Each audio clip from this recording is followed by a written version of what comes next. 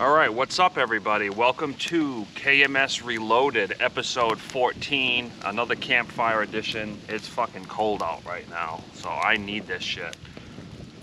All right, so let's dive right in. The electric Mike Montante was on yesterday's program.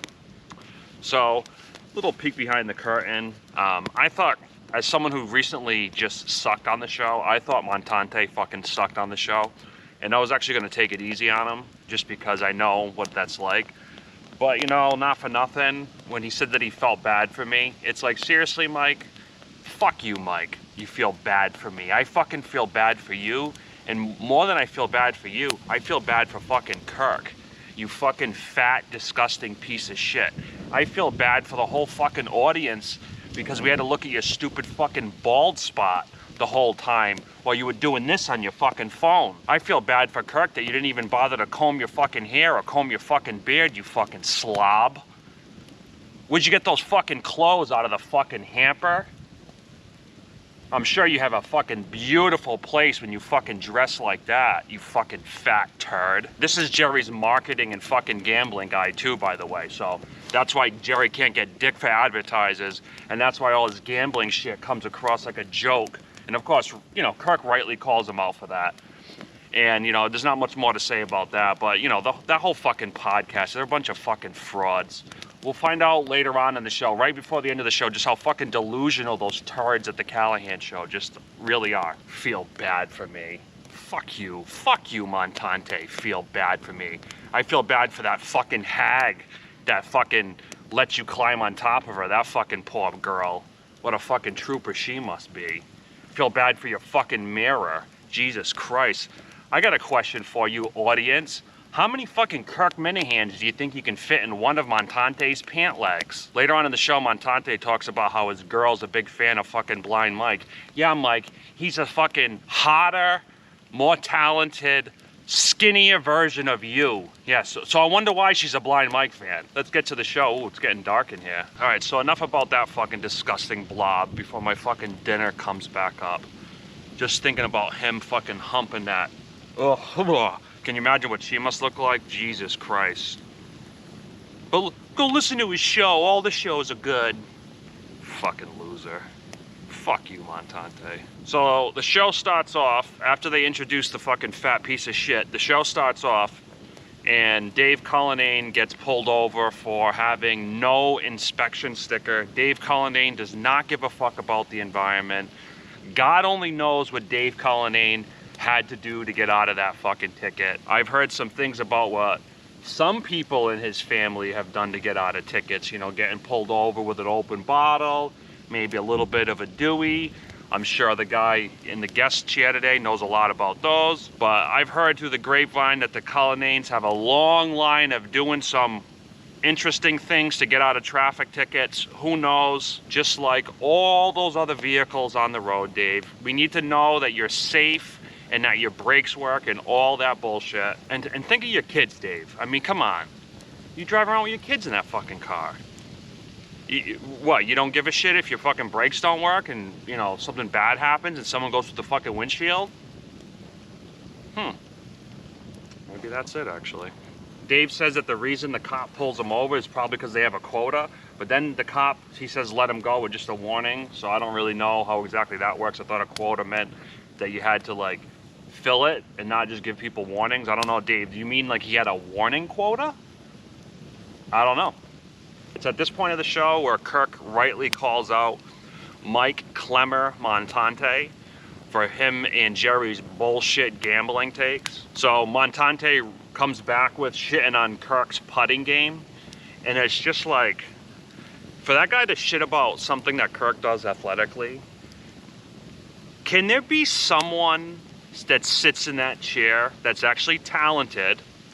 So that throws me out. Can there be someone that actually sits in that chair that is actually fucking talented and is not disgusting to look at and is almost about to lose a fucking foot? I mean, how many of these fucking people are literally fucking a few years away from getting the old fucking stumpy?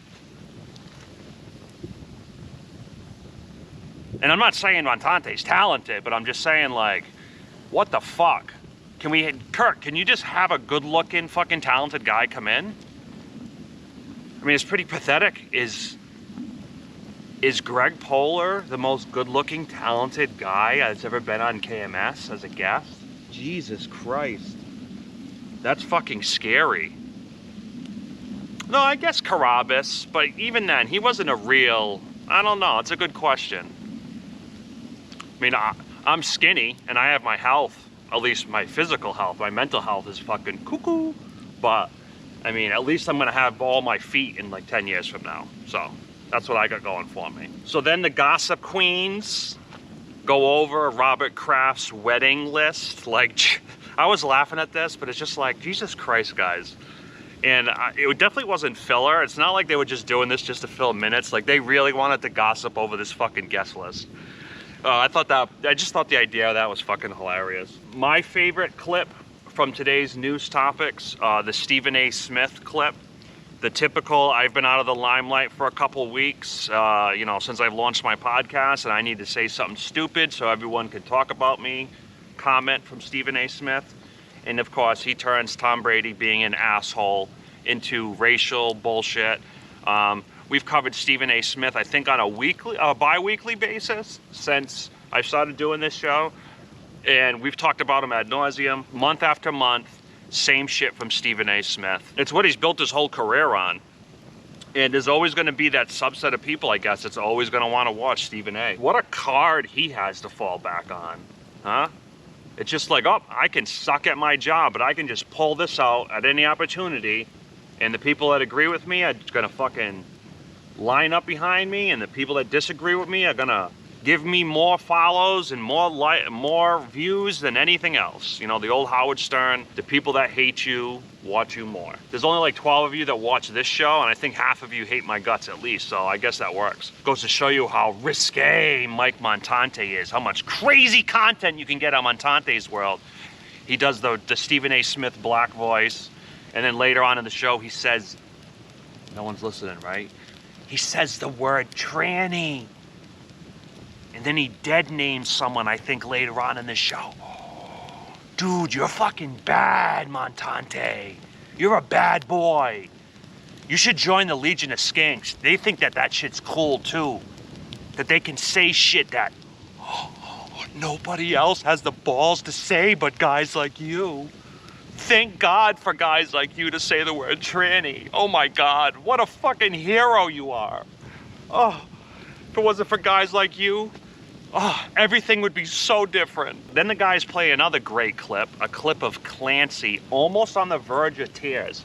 This crazy motherfucker is literally talking about poetry and having poets, I guess, memorize this time in history and help people get through it with their sorrows. It's so bizarre. Just like, well, I'll get to at the end of this show, you know, with Jerry and Montante up their own ass and how far they're up their own ass. All these different subsects. We're Minute fans, we're guilty of this as well. I'm guilty of this every fucking day of my life. But like those Mets fans right now, just how much their world has fucking collapsed. I actually love it. I mean, I'm sure a lot of people watching this remember what it was like being a Red Sox fan in '03.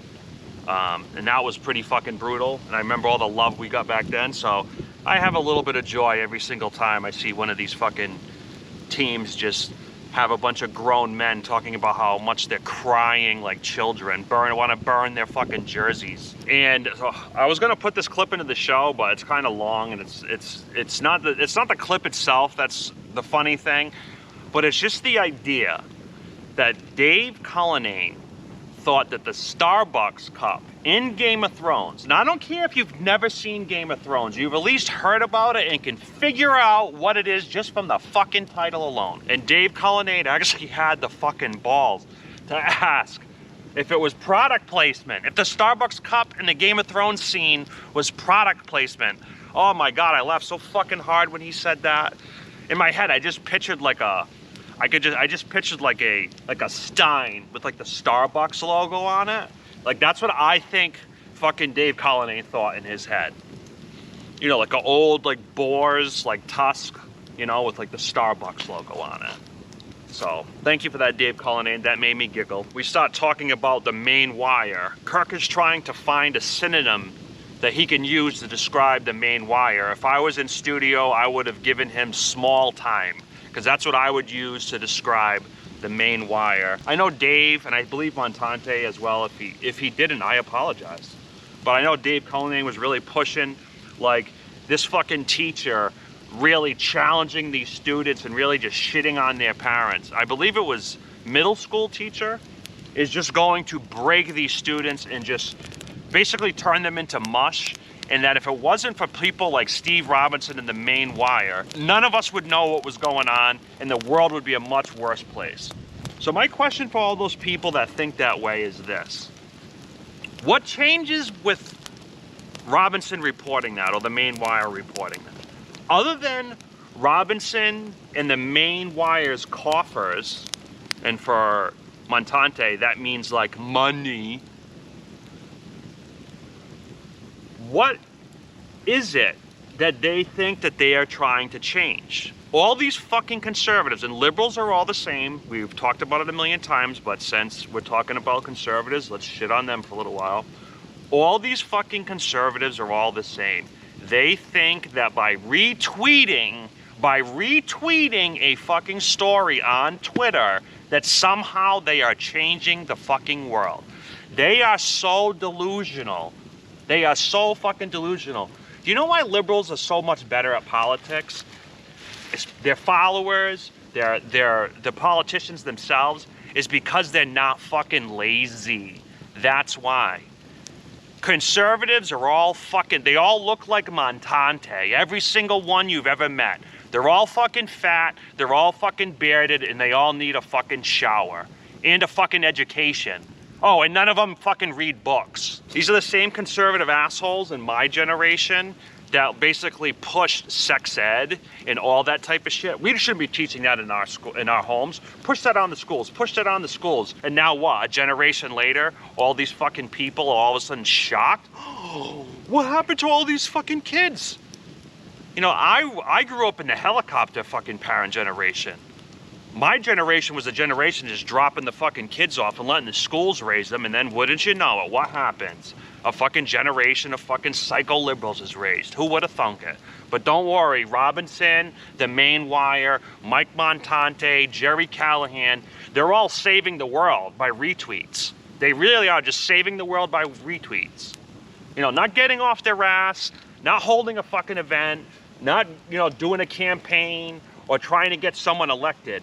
Those fucking retweets of the main wire story, man, you guys are fucking saving the world. Thank you so much, you fucking heroes. Dave, now almost every episode, always manages to bring up dick size at some point in this conversation. And today was no other. He just managed to talk about the size of males' penises.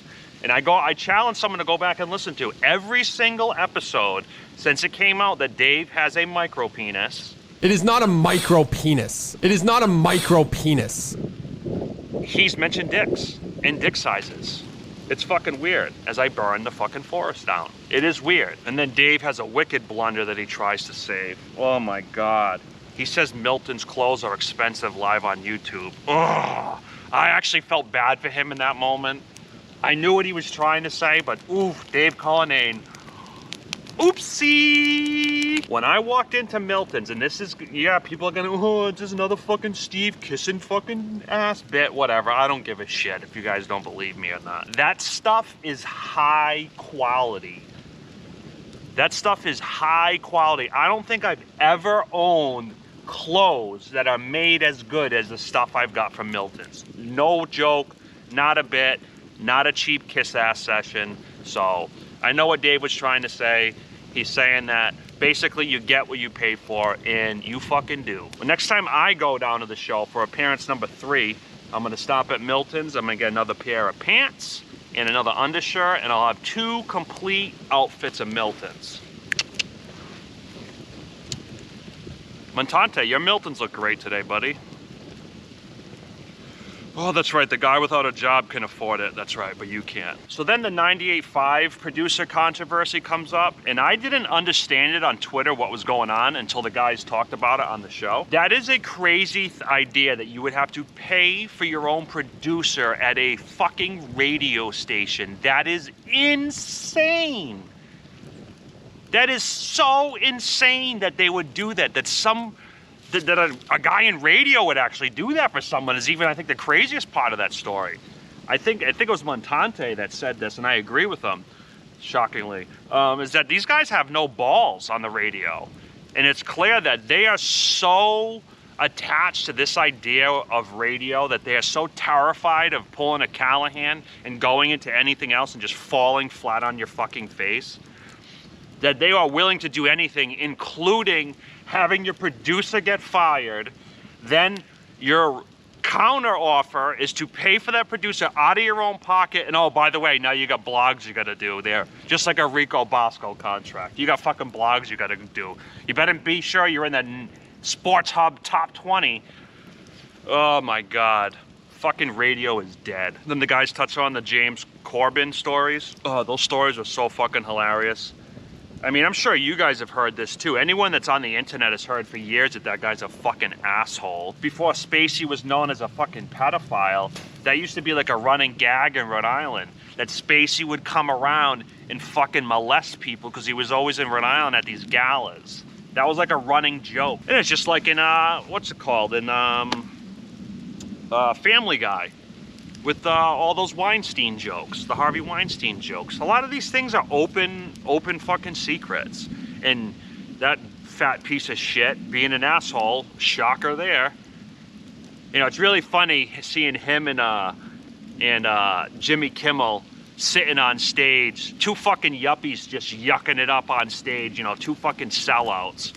One guy who was in blackface who calls the world racist, and the other guy who says, you know, a whole subset of this country is a piece of shit, and he treats every person beneath him like a fucking scumbag.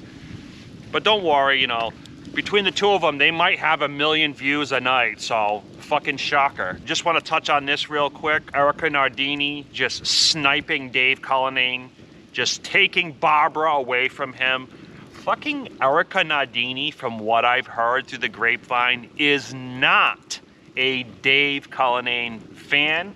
I've heard this. Everyone's gonna think this is a bit. Everyone's gonna think I'm full of shit, but whatever, I really don't give a shit. A Barstool personality, not Kirk Minahan, that was in Massachusetts one time that I ran into. We were talking about shit. Since Dave has taken over the show, that she has never missed, this person has never missed Steve Robinson more.